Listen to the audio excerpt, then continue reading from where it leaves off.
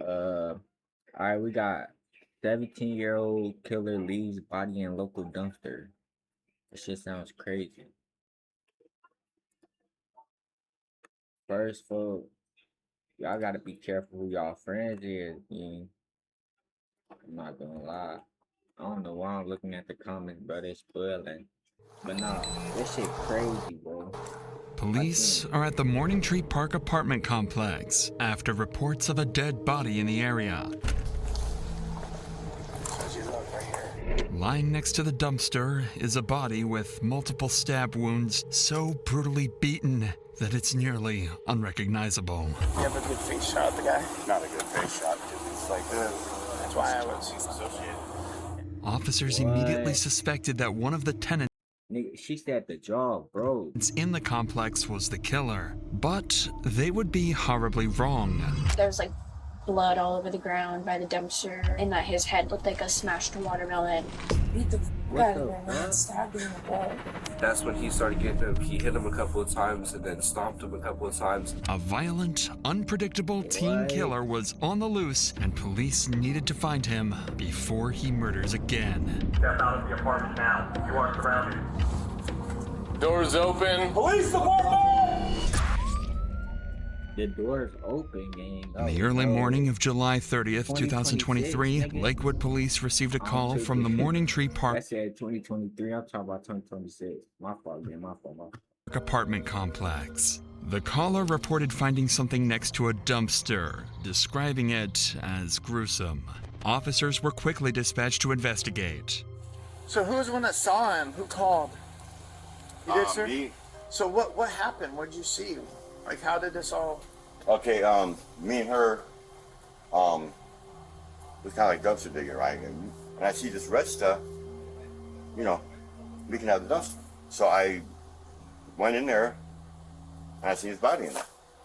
While dumpster diving, Ted had come across blood leaking out from under the dumpster. When he looked inside, he found an elderly man lying lifeless, bloodied and beaten until his face was no longer recognizable. Officers now needed to identify both the victim and the person responsible. Fortunately, there was someone at the complex who could help them with the former. So, I see his blood. yeah, so I'm just trying to figure out if you might... Sounds like that he's one of your residents. I can look. This is Ryan, the apartment complex manager, and he's going to be vital in finding out who the victim actually is. Because we don't have an ID, right? No, we don't. Okay, so Nobody- let's... That's not better, yeah. For now. So we recognize this guy? Obviously, it's not the best picture, but... We think you know who he is? Possibly. If I can see the picture, it'd be better to That's identify fucked now. up. How about you just give me the name, I can bring up DOL. He wouldn't be in there. What's that? He wouldn't be in there. Well, I'm sure he'll have some kind of ID. No, You don't think so? absolutely not. Never? No. Okay. He was a really nice guy, actually, though. I mean, I had a relationship with him, you know, like friend-wise. He don't even trust like anybody with like social security cards or anything. He won't sign a lease. So he'd probably be about 63, 65, somewhere in there. Bro, if he's 63, 65, bro, that's not his friend. Hey, fuck what I was saying in the beginning, nigga. Watch your surroundings. If you an elderly person like this, bro, you shouldn't even be walking outside by yourself. You should at least have like a guardian with you. What the fuck? But He's partially Crazy. African American, but he's really light skinned. Skinny, tall, Yes. skinny. Yeah. Yeah, that could be Leonard. What's his last name? And we're working on that right now. Well, they're turning their computers on right now, right? You want to come with me? I can just give you a key. I'll give you a ride over there and ride back if you want. No. We'll drive over there to go check on him. But yeah, but she's still trying to pull the data. Yeah, but I can pull a key for you and she'll get that. Yeah, we'll go check on him. So right. A9, I will meet you over there. The officers finally had a name, Leonard, but that doesn't solve their biggest problem. According to the manager, Leonard suffered from extreme paranoia and refused to have any form of identification associated with the government. Without proper identification, the investigation would soon become a lot more challenging. Still, officers would search their system, hoping something might come up. Find it. Not a couple. We just have to start running them for Any DOL or prior bookings or anything? There's bookings. That's 2019. okay. Now he's dealing with crap too. Okay, we're gonna go to A9 and see if this guy's there. Okay. So Megan, no, do you mind talking to my partner? He's the one that's primary. Okay. We're gonna go check that apartment that you gave us. Make sure there's no one in there. But if you want to just sit down and hang out. Okay. While officers continued searching the database for possible matches, others went to check the supposed victim's apartment. And with help from the manager, they quickly got the key.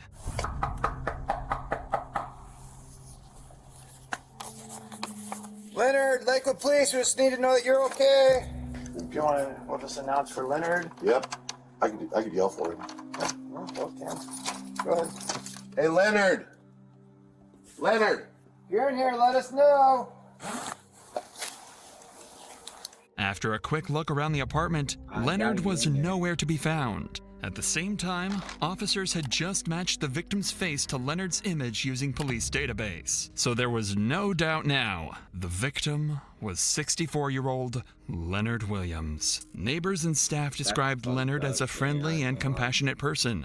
Although he often kept to himself, he was known to be extremely kind to fellow residents. But the investigation was far from over. Officers still had to determine who was behind the brutal attack and why. Back at the scene, one officer had discovered some crucial evidence that would bring the police one step closer to the killer. Okay, so if you walk that way, and actually, obviously it's dark at that hour, but if you walk that route that you just said, and somebody happened to shine their lights into the dumpster area, you would see him laying there. Was there any trash outside of the dumpster area, the path that you guys would have walked? This officer just picked up on something crucial. The area around the dumpster was extremely messy, and blood was leaking from it. Any person would have easily spotted that, let alone an officer. Turns out, just 12 hours earlier, police had been dispatched to that same apartment complex on a noise disturbance complaint. The call was made around 8 p.m., and the responding officer's dash cam shows him returning to his vehicle by walking through the side path. The exact one that leads up to the dumpster where Leonard was found. The officer didn't notice any leaking blood or hear suspicious commotion, which means that whatever had occurred had happened after the officer left. From this, the timeline of the murder was vastly narrowed. But more importantly, the disturbance call that the officer responded to had been made about a group of teenagers from the apartment complex unit J54. According to the manager, this group was well known for partying several days of the week and not paying their rent on time. However, little did they know that the police would catch on to what they were doing at last night's party and why there was a dead body just a few feet away from their apartment. As this was the only lead that police had, a search warrant for Unit J54 was issued, and officers quickly arrived at the residence looking for any signs of foul play. I probably already know what happened. Look, this what happened, folks. So they probably had a party, right? They had a party, okay. The dude named Leonard, the one that passed away, he probably knocked on the door because they was being too loud. You feel me? And they was probably on some weird shit when he knocked on the door. And then he called the cops. I don't know, fool. I don't know if they came to the door, but hey, it sound like that game. We're finna see. 54 was it. One of the teens. Hold on. Okay. Who's all in here with you? Just me and two people. Where are they at? I don't really know. What are their names? Jaden. Jaden and who? Jaden and Ty. Jaden and Ty, come on out. What up? Jaden and Ty. Ty, come on out, Lakewood Police. Where's he at? It was to the corner store. What's that? He went to the corner store. You went to the corner store? When officers arrived, Alina and Jaden were found inside the apartment. One of the teens, named Ty, seemed to have fled when officers arrived and was nowhere to be found in the unit. His friends claimed he went to the corner store to buy some snacks, but officers would soon discover that was a complete lie. For now, though, officers decided to interview the group, unaware one of them was about to confess to the gruesome details of Leonard's murder. But before we continue, life can change in an instant. That's what happened in November 2021, when a father of two was tragically. That's fucked up. Long live the father too, but It's an ad, so I'm gonna skip it. The QR code on the they know more than they've let on. Okay.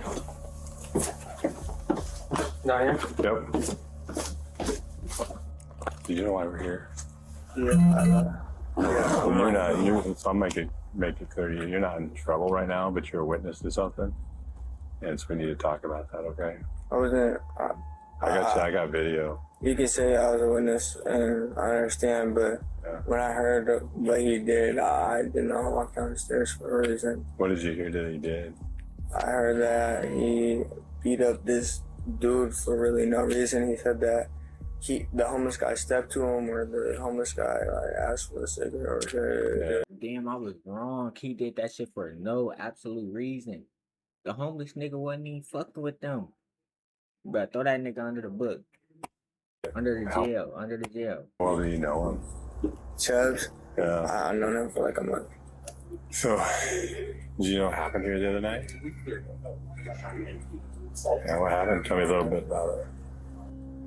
Chubbs had a little incident. I can't. You gotta. Chubbs had a little incident. Yeah. Well, what was Chubb's incident? By the garbage can. Yeah. You don't know? Well, I know what happened already. Okay. Chubbs just would get mad, and people would say that he would do it, he wouldn't do it, and he'd just go on into do it.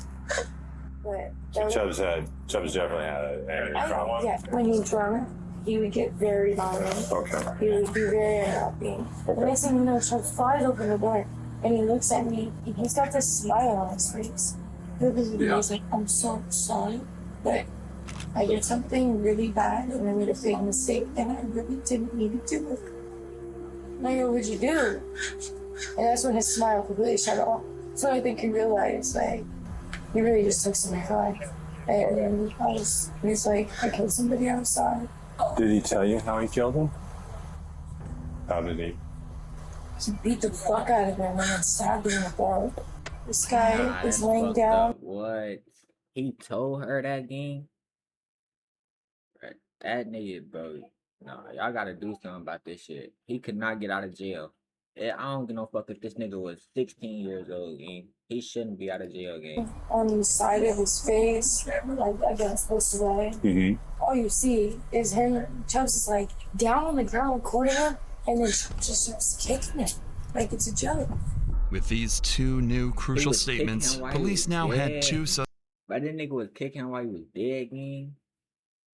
Suspects at large, Chubbs and Ty, with their primary focus being on 17-year-old Brody Chubbs Brownell. According to Alina, Brody had 2 bottles of tequila and was also high on marijuana the previous night. To make matters worse, he had a No, hey, you could blame that shit on alcohol, cause I don't drink, but don't blame that shit on no Zod, gang. That shit don't got shit to do with no marijuana, gang. I'm telling you. What? He wasn't in his right motherfucking mind, man. reputation for getting violent when drunk. At some point, he briefly stepped outside the apartment and happened to cross paths with Leonard in the parking lot. Leonard may have confronted him about the loud music, or given his paranoia, he might have simply been talking to himself. Either way, Brody likely saw him as an easy target, and Leonard became the victim of his violent outburst. Alina was also the first to mention something even more disturbing. Brody had recorded the entire thing on Snapchat. What? He filmed himself beating and stabbing Leonard to death, then sent the video to friends at the party. Swear to God, With gang. Brody as their prime suspect, officers remained on high alert, going so far as to request air support and search for him. In the meantime, police were notified about a male who was running around the Morning Tree complex. He was identified to be Trey Crystal, or Ty, the one who fled from Alina's apartment when the officers had arrived with the search warrant. Shortly after confirming his identity, he agreed to speak with detectives. Detectives needed to determine whether Ty had played any role in the murder, and if he knew where Brody was hiding. Just tell me a story. Just take me from the beginning to the end. What happened that night? Yeah, he ended up really drunk, and then he was like trying to fight everyone at the party, but no one would fight him because either they would win and then he was like backing down or stuff like that. Okay. So he couldn't fight anyone there, and so he went outside all mad. And then there was this homeless dude or whoever what it was walking by, and then he was like, "Oh, keep stepping, keep walking." And then the homeless dude was like, "All right," and then he was like just walking away, and then Chubbs just started getting mad, and then just like ran up on him and punched him, and then he just started stomping on him. After a minute or two, he went up inside, and then he like grabbed the knife, and everyone was trying to stop him, but like he was. Bro, stop that shit. Bro, if y'all got a drinking problem, gang, come on, bro, cut that shit out, gang. Y'all gotta get help, like on some real shit. Like even if y'all got like a marijuana problem, y'all gotta get help. But still, man, like drinking, that shit, nigga, you went back in the house and grabbed a knife, gang. That's fucked up. That's fucked Kind of scary with the knife because he's really I drunk. thought he already had According to Ty, he fled the apartment out of fear. Although Ty's statement aligned with those of other witnesses, police couldn't definitively rule him out due to his suspicious behavior.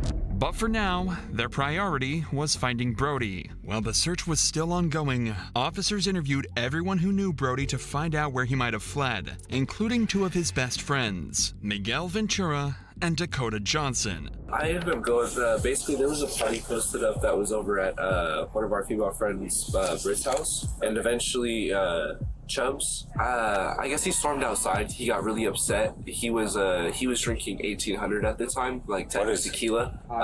There was someone standing by the garbage cans, and he got really angry at him because I think they were staring at him. He just got closer to him, and I think the dude yelled something at him, and then he just started swinging on him. I get down the stairs, and then that's when he started getting him. He hit him a couple of times, and then stomped him a couple of times. And by that point, like it was too much. Like it was just a lot. I grabbed him by his chest and everything. I tried to pull him. Was there anybody else that was hitting the guy? Was there anybody else kicking him, hitting him, punching, stomping him? And you had text messages with him shortly after. Can you kind of explain to me about those text messages? It was like the day after he had done it. Okay. He did coke and he beat the crap out of this guy and killed him and stabbed him in the neck. And then there was like blood all over the ground by the dumpster, and that his head looked like a smashed watermelon. He told me that he tried to put him in the trash can himself, but he couldn't do it. So that's why he stabbed him in the neck. While officers continued interviewing witnesses, Brody had just been located hiding in his family home 40 minutes away in the city of Yelm. A SWAT team quickly descended on the residence, ready to take Brody down if he made any wrong move. All right, hey, you three. Yep. If there's people milling around up front, we're gonna detain them right off the bat. So be ready to go hands as soon as they move up. They run, or we're letting them run, right? Yeah. All right, we're capped. That team's rolling up.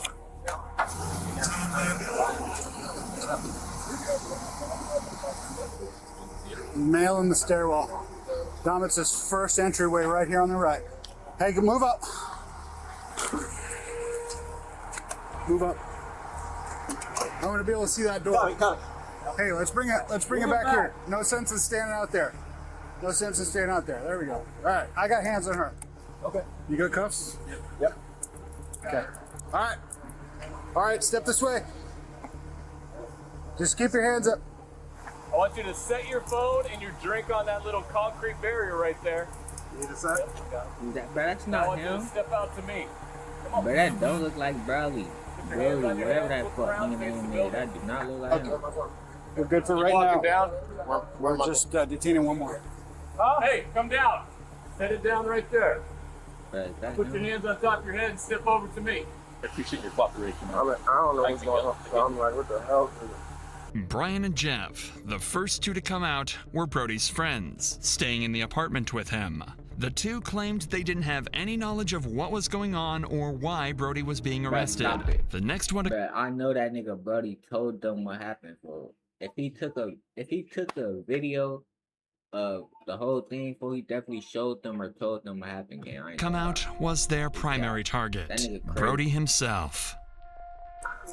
Occupant Adam 206. Remember, I took a study of that. Step out of the apartment now. You are surrounded. You guys can even hang here. We're just gonna send an entry team out. Just want eyes on them. Okay. Hey, Jay, just for your knowledge, cell phone and Sprite belong to white t-shirt. Cell phone and what he was holding, black t-shirt. Okay. All right. Good? Kevin, who we got? Ryan, Casas, Mike, and I are gonna move up. You guys hold the windows. Hey, that's the primary on Yep. there. Primary right there. All right, black shirt. Start walking this way. Start walking this way. Keep walking, keep walking, keep walking. Come here. Walk to me. Face the building. Put your hands on your head. Perimeter's in custody. Brody was finally escorted from the house and delivered into the hands of justice. He was charged with assault and homicide in the first degree. He had originally pled not guilty, receiving a bail of $1.5 million. Neither Ty nor anyone else at the party was Bro, they shouldn't even give him a bail. That's fucked up. I'm not gonna lie. As the Snapchat video clearly shows that Brody acted alone, consistent with witness statements. Although the exact motive for the murder remains unclear, Brody's extreme intoxication and well-documented issues with aggression led to the tragic death of a kind and... That's fucked up, gang, but make sure y'all niggas subscribe and like for my shit, you feel me? And I'm gonna drop more reactions and shit. Bro, this shit was crazy. Hey, long live this nigga, Leonard.